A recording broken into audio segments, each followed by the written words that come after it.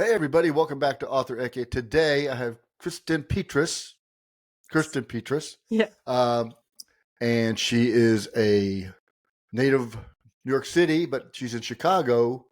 So she's in an undisclosed location in Chicago because those two cities are kind of compete with one another to be the most, nice or friendliest or food. I think that's where they compete mainly is in the It's more the food arena. pizza, yeah. Other pizza, Chicago deep dish or really thin crust in New York City. So great. So hey, thanks for stopping by today. I'll let you introduce yourself. We're going to talk about your books. We're going to talk about other things that kind of you'll say something. Oh, that's interesting, and we'll start talking about it. Sounds good. So I just want to make it very fluid and let the people know about you, so where you can get your books and how they can contact you. So go ahead. Let's hear it. Sure. So, as you said, my name is Kirstyn. I'm a fiction-based writer fiction writer based in Brooklyn right now. I've lived all over, but right now it's been Brooklyn. I am the co-host of the Dark Waters podcast, a dark literary podcast focused on dark fiction, those who love to read and write it. And that started we started releasing those episodes in 2021. That was also the same year I had my first short stories published. So I've had short stories out with Punk Noir, Hoosier Noir, A Thin Slice of Anxiety, City Lights Theater Company, Alien Buddha Press. And then in 2021, I had my story, The Next Witness, accepted by Son of Our Moth, and that came out in May of 2022. So that was my debut. It is a dystopian thriller, all sorts of cheery, wonderful, feel-good moments in this dystopian thriller. It sounds like it. Oh yeah, no, it's just a barrel of laughs. But yeah, so so grab some popcorn. Exactly. That's kind of my story is so just had the debut novel. I actually just got back from VoucherCon and I was speaking at like my first writer panel at VoucherCon, so that was super fun. Excellent. I'm going to go next year. I've already bought my ticket. Oh, excellent. It was so fun. It was so good. Oh, I heard it was. It was awesome. But yeah, I think sorry to interrupt you. Go ahead. No, I was going to say, I think that's my story right now. I think that's a decent semblance of decent picture anyway. All right. So let's talk about, so how'd you get into writing? I mean, you've done a lot, just not novels. You've done evidently a lot of writing. And so how'd you get into that? Was it something you did in school or hitting the head with a brick? I mean, what happened? Yes, mostly softballs, but it was, So my parents just always encouraged me to read a lot and then reading into writing. So I was always just like scribbling in notebook paper and things like that. And we used to have this young authors thing that was required of us in elementary school. And we had to write like a 10-page story. So when I was in second grade, I wrote like a very short story about my beta fish being scared because he was, and that got like a nomination for something. I was 7 years old. Do not ask me for specifics, but that was kind of like the first like, oh, someone thinks I can do this thing. And then I don't know, like it was just into, junior high school, just started writing, just like, never really finished anything. And then when I was 15, actually, I got the idea for The Next Witness, which was a different story, different thing, but that was the first draft I wrote when I was 15. And then basically for the next a lot of years, on and off, was just rewriting and rewriting and rewriting that story into the form that it now exists. So yeah, that was you hear that kind a of lot a weird from story. folks that have a story, and some have taken years to write and some not very long. But it always simmers in the back of their head of, I want to be able to get this out. And I've talked to a lot of people. You talk to a lot of people that, I want to write a book. I have an idea. And I tell people, just sit down and just start hacking away, right? Yeah. Just start writing and free flow your thought. So do you outline when you write or do you pants it? Oh God, absolutely not. Absolutely not. I had, at one point, I'm kind of sad I don't have it with me right now, but I was trying to explain this to somebody once about my outlining, and the book that I've been working on now, my second book, I have the first chart of me trying to write down the idea because I was working as a bartender. I was in the bar just trying to scribble this idea down before I forgot. And it's literally 3 bubbles. Half of it's crossed out and there's just a bunch of arrows pointing and question marks.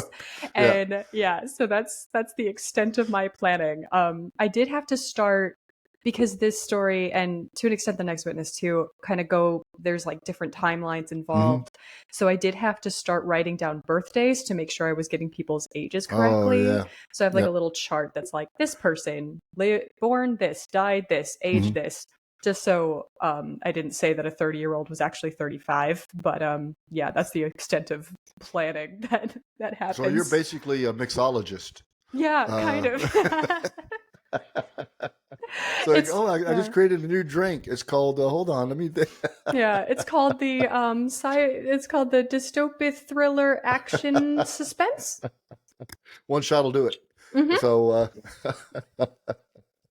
so that's great though. So I would imagine being a bartender, you get a lot of like I want to put this character in my book, or or do you ever see that somebody comes in and just go, man, this guy is just like I met Nikki Sixx on the airplane, Oh, the that's Motley Crue. funny. Yeah. Oh, I sat right wow. next to him. I didn't know who it was at first, but he had tattoos.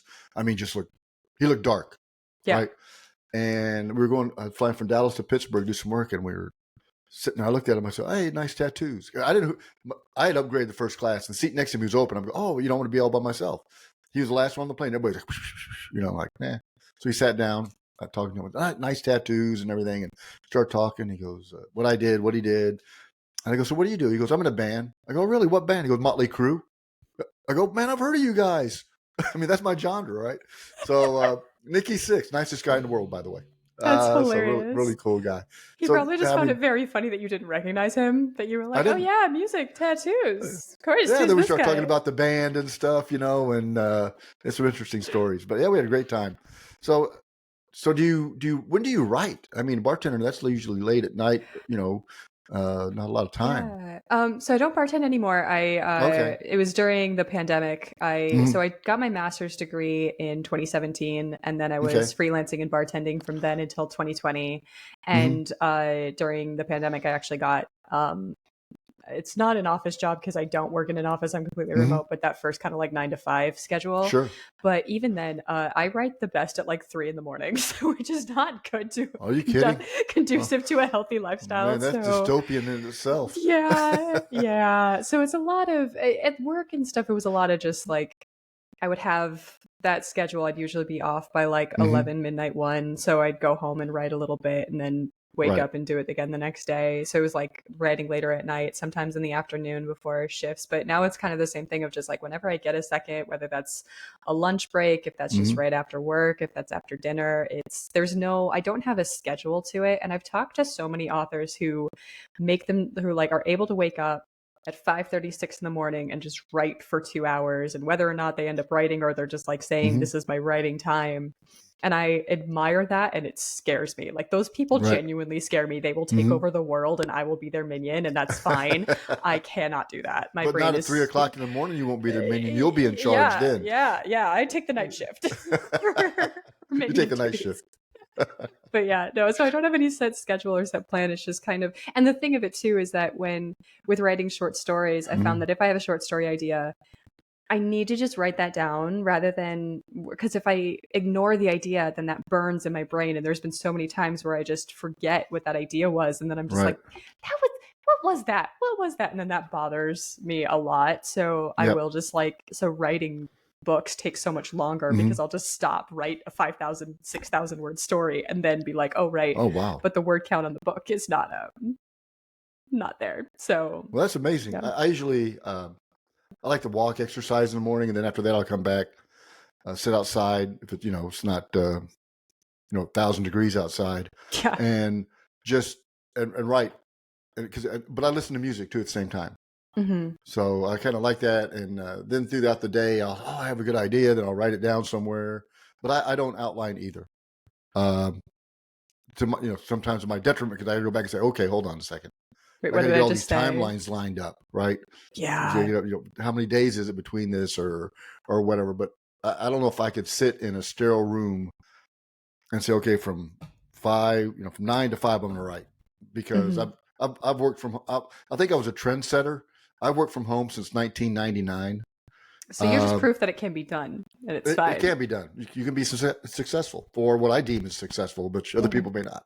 So, but yeah, so you can do it. You just got to put the effort in. So yeah, I do like that. So do you? How many iterations do you do? I mean, I'll write. I'll go back and I got to get the front right. I got to get the first part of the book right before I can really carry on. Even though I'll write pieces of it later on. How do you do that? What's your methodology around that? Uh, I'm sorry to disappoint you. I don't have one. Again, Well, it's excellent. yeah, That's all right. it's There's yeah, no wrong answer in author Ecke, by the way. cheers. Yeah, there's when I was, I think, because the book, the Next Witness, was such a weird process of Mm-hmm. completely scrapping and restarting and completely scrapping and restarting. There was a moment where I just said, "This is good enough."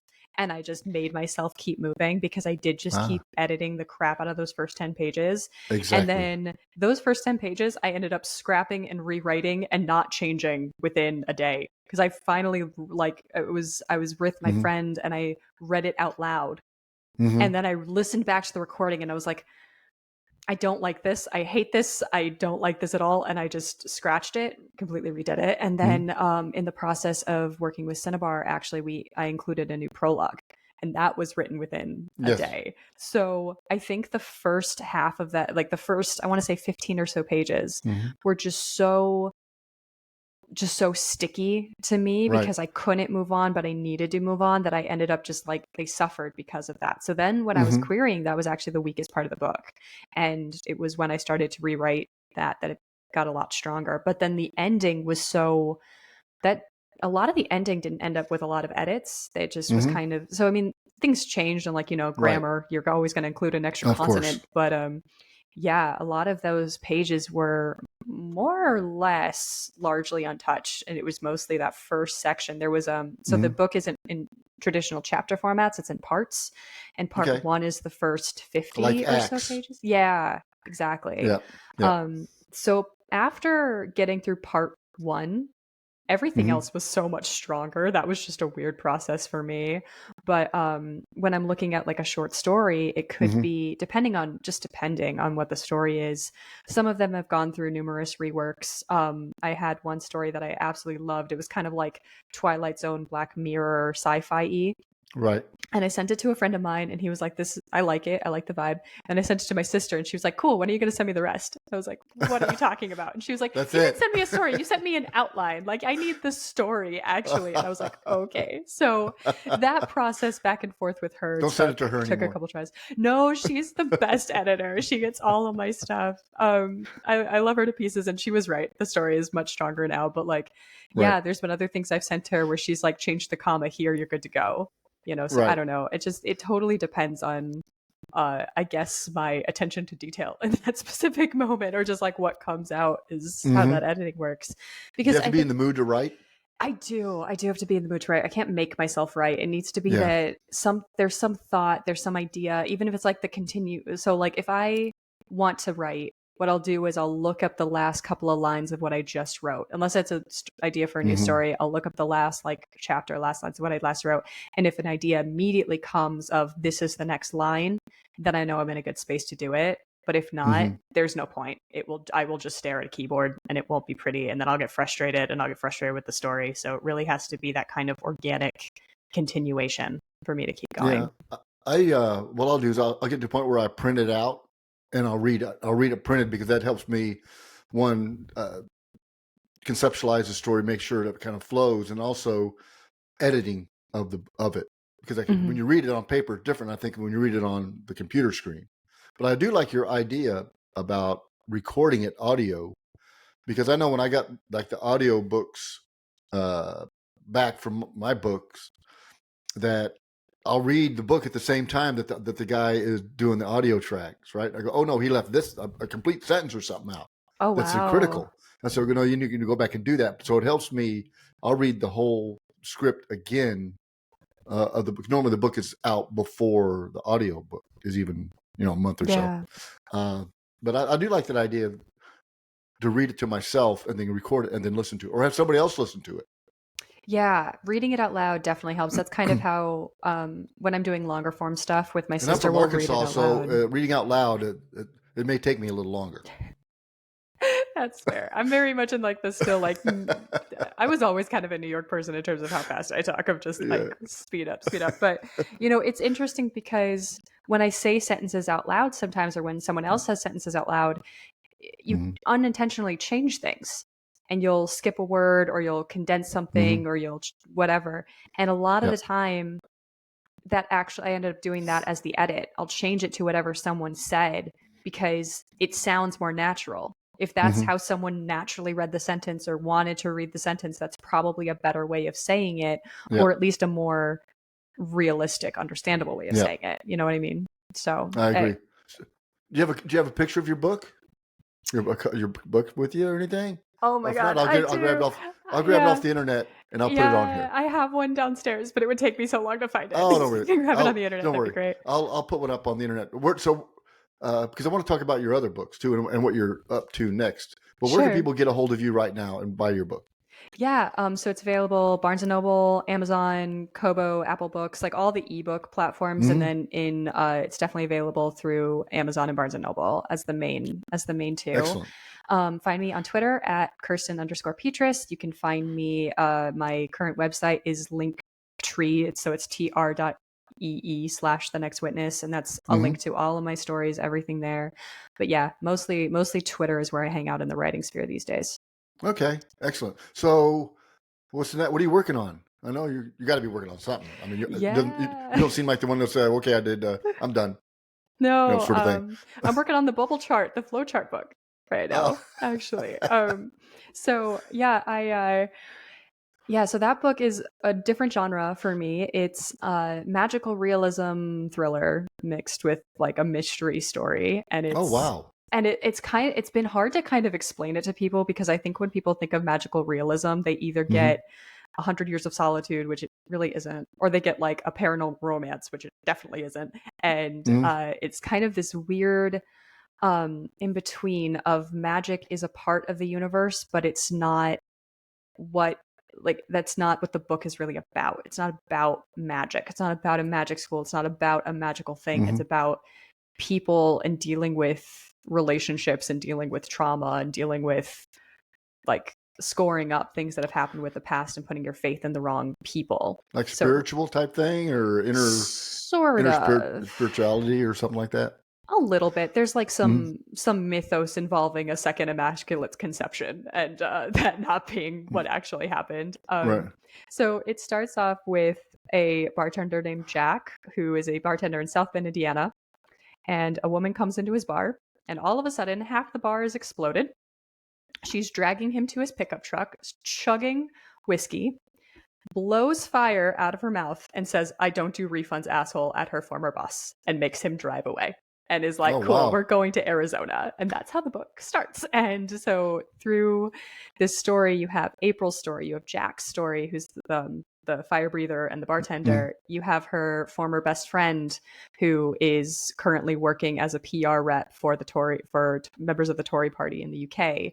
You have their former teacher turned April's boss, who is a Mm-hmm. collector of magical artifacts and a researcher, who has hired April to find the origins of a certain type of magic. And as she's researching this and realizing just how many layers there are to this story, you're kind of uncovering everything that happened to April Mm-hmm. and Priscilla in the past. And Jack is just this bartender along for the ride, being like, what is going on? What is happening? But it kind of has that grounding element of, it's not just about these people who can breathe fire or like Right. manipulate minds or things like that. It's about how they are interacting in this world and how they're interacting with each other. That would freak me out, and I've been around. Yeah. So I think it would freak out most people if you just suddenly have a fire-breathing dragon woman next to you. Man, that's some jalapenos. Yep. So why Arizona? So it's based in part on the Lost Dutchman mine of the Superstition Mountain, Arizona. Okay. So it's the background of that is that you have a man who decided he was going to find gold, got a little bit too drunk in a bar, and was, the bartender was just like, yeah, Jacob Waltz used to come in here all the time. So he's convinced himself that he knows where the gold is. And the woman that he's trying to marry, whose father has said, "You're not good enough for my daughter," comes with him. And they go to the mountain to try and find gold. And they do not there's find a lot gold. of people have done that. I mean, that's a thing. Yeah, it's a thing. People try that. It's interesting too because, like, History Channel documentaries and stuff, it's a lot less history and a lot more like conspiracy theories. But that actually kind of fit in well with what I was trying to do, was like figure Right. out what are the best conspiracy theories to bring out of this. But it was dangerous. It was a really dangerous time back in like the late 1800s and Oh early yeah. 1900s to try and go over there. So it's kind of playing with all of that without getting too bogged down in this story of people trying and failing to find gold. But Yeah, you talk about like Nat Geo specials and all the, and I watched some of these what are they called, like Real True Life or whatever, mhm. like Oak Island and everything. They keep on digging for stuff. So I know that they've never found anything because it's never been like headline news. They found a 30-pound block of gold, at the Yeah. bottom of a pit in Newfoundland. Right. So Yeah, I enjoy watching them because I'm thinking to myself, man, what, I mean, could this be the one? I mean, like, when Geraldo Rivera opened up Capone's safe and there wasn't nothing in it. I mean, yeah, God, what a yeah. bummer, right? Oh man, that was so funny when I was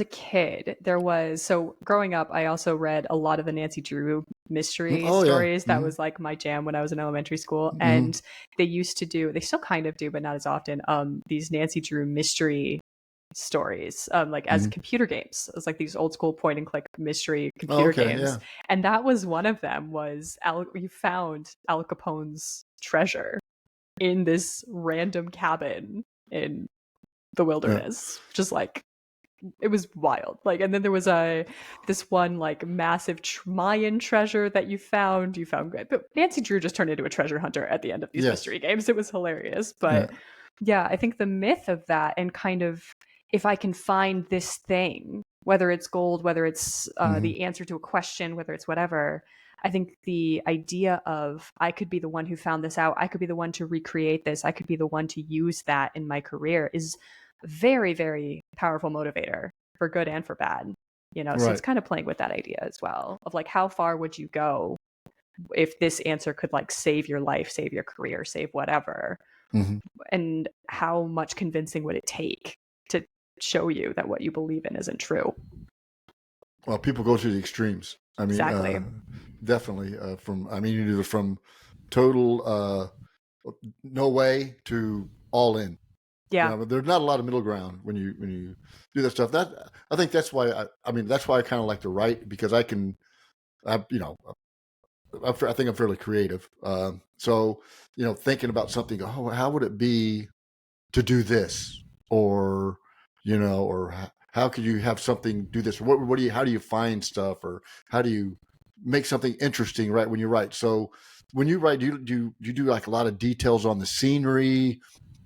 So you want somebody to conceptualize it when they read, they hear it, they close their eyes, they go, oh, I can see the mountains of Sedona, or the fire coming out of the person's mouth and just freaking you out. That's been a big challenge with this book, is that a lot of it takes place on a road trip, and you want someone to feel like they're seeing the different parts of Mm-hmm. America. You want them to feel like they're seeing this Mm-hmm. magic happen in real time. And that's been a real challenge for me because I usually just do very dialogue driven stories. So Mm-hmm. a lot of my short stories, my friend and podcast co-host Nate has deemed them lovingly as romantic horror. And a Mm-hmm. lot of those stories are what happens when love turns to hate, or love turns into a power play, or it becomes like toxic in some way, Mm-hmm. right? And so a Mm-hmm. lot of that is dialogue. It's not action. It's not setting a scene around you. It's just people talking. Mm-hmm. And this has been really interesting in that sense of like having to watch these like at least clips and like kind of study photos of these mountain ranges and just be like, okay, what is the best way to describe this kind of darkness, the claustrophobia associated with it, or like even just how the scenery transitions when you're driving from Indiana into like across these Mm-hmm. states, like even just going from like Oklahoma into Texas, what's the difference there? And Yeah. I mean, I'm not trying to get too bogged down on it, because if I did, then this book would be 5,000 pages, and I don't want that. Yeah, But nobody it wants is, that. no, but it is trying to Yeah. add a little bit more of that depth and structure into it. And it's hard, but it's been a lot more, it's been very rewarding to kind of get the reactions that I've Mm-hmm. been hoping for when I send people samples of it. So Yeah, great. I mean, you're in a great place to start a road trip, right? Route Yeah. 66. I mean, it's Yeah. fantastic. You know, even though there's a lot of it gone, there's still a lot of it out there. I mean, that's Americana. You know, you kind of see some of these things that are back from the 50s and the 60s, and they Yeah. haven't changed much at all. Well, it was so sad because I had this, it was since my sister was 16, we've had this Toyota Corolla, this '07 Toyota Corolla. Mm-hmm. And that car, I drove it from Illinois to San Francisco and back, Oh, from wow. Illinois to New York. I've done that trip many, many times. And then I did from New York to Texas about 7 times. So I did a lot of miles in that car. How many miles And are on that thing? it was 100,000. It just, my poor baby was rear-ended, and it was totaled Oh, about 2 weeks ago. And I don't, honestly, I might dedicate the book to this car at this point, just so because. if anybody's listening from Toyota Motor Corporation, please reach out Sponsored. to her and sponsor her a new car, Sponsor my new and car. so she can do these massive road trips and maybe include a plug for you. So Toyota, get Oh ahead. man. But yeah, that's been so that was kind of a part of the inspiration for it too, is just like, especially if you're driving from the Midwest to California, Oh my God, the scenery is the just, scenery is wild. yes. Even just going from New York up to like Massachusetts, New Hampshire, Mm-hmm. Vermont, just how much it changes is incredible. Yep. So I Yep. just wanted to have some semblance of that in the book, because I know it's going to make sense to a lot of people in America. But if anyone outside of America reads it, or anyone who hasn't really done that kind of big road trip, Yeah. it is really hard to explain to someone just how wild it is to just drive. And like, this isn't a part of the book, but just like drive through the Salt Lake and like see the Oh yeah. road kind of hazing up around you in the heat. It's an experience. It's a trip. And so my wife's German, and the first time I brought her back to the United States, I brought out an atlas. So for young people, an atlas is a book with a map. You open it up, and there's a bunch of pictures, states on there. So You that's will an atlas. never fold it up again, ever. So she looked, and she's come over here for I think 2.5, 3 weeks, and she goes, "Oh, I want to go." Points to New York City, then Miami, then this and this, and I go, "Hold on, you know how far that is from here to here? 3 weeks ain't gonna happen." Because she's used to Germany, Europe. You can go Yeah. anywhere in a 4-day weekend, basically. So I said, "No, let's kind of cut it down a tad, because we're never going to make all that." So, and you're right, but I mean, you go from, my son lives in Virginia, so we drive from here to Virginia. Just the difference, not only in the scenery, but the people. About Mm-hmm. it's not the environment, but the scenery, the people, the way they talk, the way they eat. It's just amazing how America is just a conglomeration of different people that all get along, and I love it. I mean, I travel all the time, and I just love talking to people. Sometimes I go, I don't understand what you're saying. And I'm a native speaker, Yeah. No, I but think I it love is it. I think it is just so unique that you can go from, and also what's been like, as I was writing and like editing and going through the timeline of the book, just following the trip, right, on Google Maps and being like, where would they Yeah, stop? Where would make sense right. to stop at this time for lunch? Where would make sense to stop for the night? Where would make like So all are they this real stuff? places? Are they real Yeah. places where they stop? Yeah, it's all, well, okay, I made up a diner, but the Mm-hmm. towns are all real. And Okay. there's a moment where they talk about like this, so part of the road trip, there's like a big blue cow. There's like a Mm-hmm. giant blue cow. And at one point, Jack, the bartender, is talking about his childhood and like how he's used to a big trip because his family, he was like, everyone in my class had an experience of loading up the family sedan and Mm-hmm. driving down to Florida to go to Disney World. And his dad making them go and stop at like the world's largest chair in Alabama or something like that. And so I'm trying to include all these little tidbits of things that actually exist, but without getting too bogged down in those like Mm-hmm. specific details. Partially because I think it's more fun if there is a little bit of maybe this is true, maybe it's Mm-hmm. not. But also because I don't want the town with the world's largest ball of twine to come for me and be like, hey, you Oh, they would insulted us. love you. Yeah. I mean, that now somebody get the book and say, "I want to do the trip." So I do. I put real places in the book. Mm-hmm. And the first book more in Russia. I wouldn't go there right now. But Lake Como, real Oh, hotel and yeah. real restaurant, and then there's a brewery in Manassas, Virginia that we went and visit our son. I just fell in love with. Beer garden, fantastic. So I put it in every one of my books. as where they Oh. go to decompress after missions. Oh, that's Called cool. Eavesdrop. It's fantastic. So I'm actually have a book signing there in October. Oh, that's awesome. Yeah, they're but they're great people, and so that's great. So how do you get your book out? How do you market? It's tough, right? That's the hardest part. Yeah, it's Of you get tough. the book out. That's easy. You think everybody's going to buy one. Well, uh, if nobody Yeah. knows you, how do they do it, right? Yeah, exactly. So I think a lot of it's been through social media, TikTok, Twitter, everything else. And Mm-hmm. trying to build up those followings and everything else, but it's also just been through the community of other writers. Mm-hmm. So after the book came out, I joined the Horror Writers Association because a lot of my short stories are horror.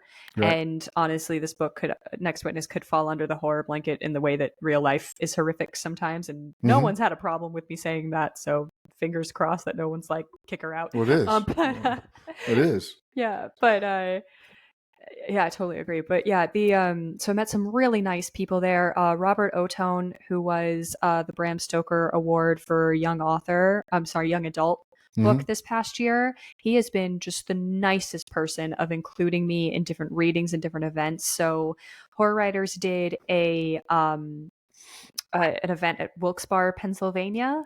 Mm-hmm. For like a Halloween thing last year. And Mm-hmm. so he and I were talking the entire time. He invited me to something else. We had him on the Dark Waters show, and then Right. there's been a couple of events where he's just been like, hey, come read here, hey, come read this.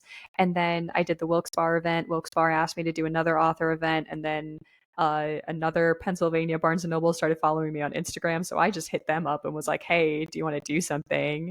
So it's been a lot of this kind of, you have the community, but then figuring out how do I, because you don't want to like take advantage of people or like come across that you're just using people in any way, but it's like supporting that community. Mm-hmm. So it's figuring out how to engage that support, but also you have to put in the work yourself, right? Oh So my God. you Yeah. can so you can only go to like ask, like just rely on so many people for invitations. Like you've got Mm-hmm. to take the initiative sometimes too. So that was a part of it, was just like through Twitter, figuring out BoucherCon exists, and then Yeah. BoucherCon was, well, there's no reason why I shouldn't be going to that, or like try and just like put your hat in the ring for a panel, put your hat in the ring Mm-hmm. to do any of this stuff, right? And the worst they can say is no. And we are writers who have gotten our books rejected, I'm Mm-hmm. sure, at least once. Mm-hmm. At least Yeah. once. Yeah.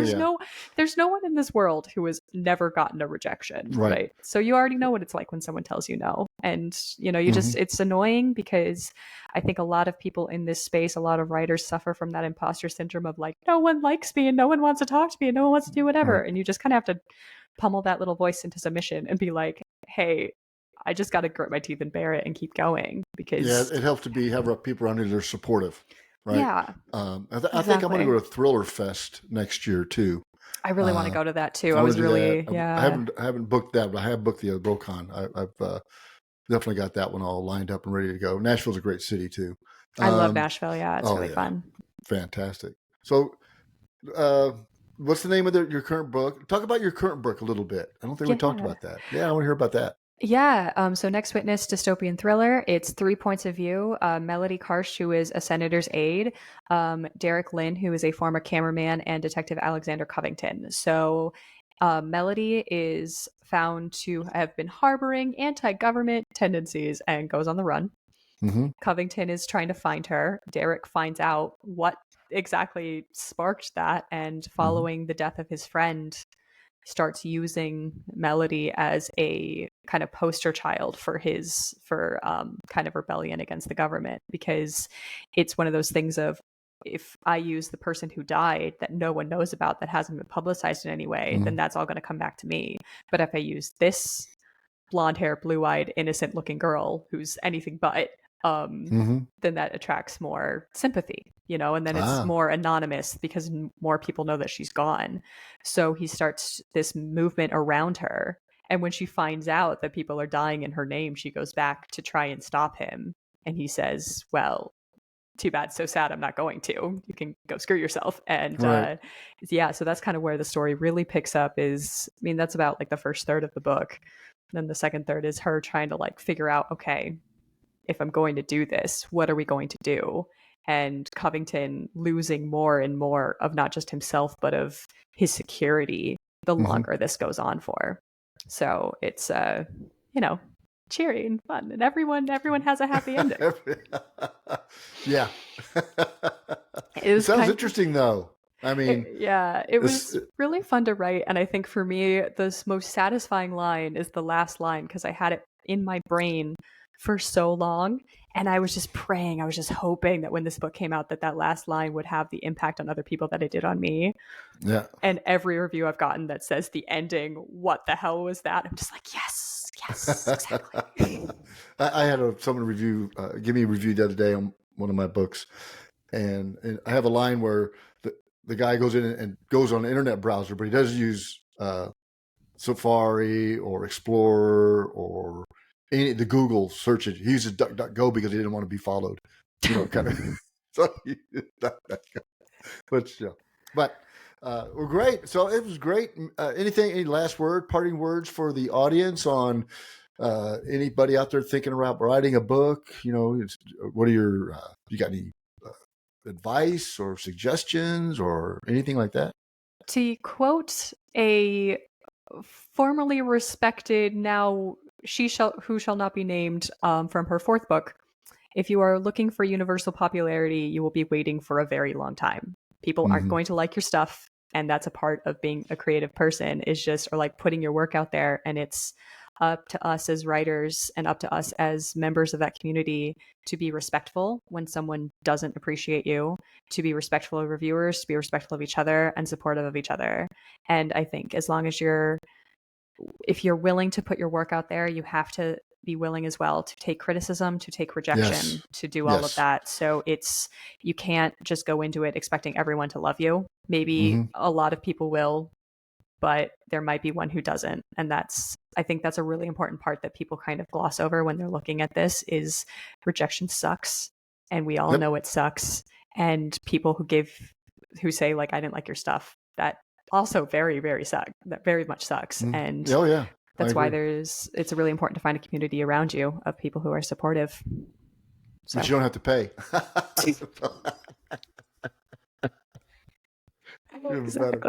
Exactly. Excellent. Well, it's great meeting you. And hopefully Thriller Fest is going to be in New York City next year. Get together. You can that drink you're coming up with the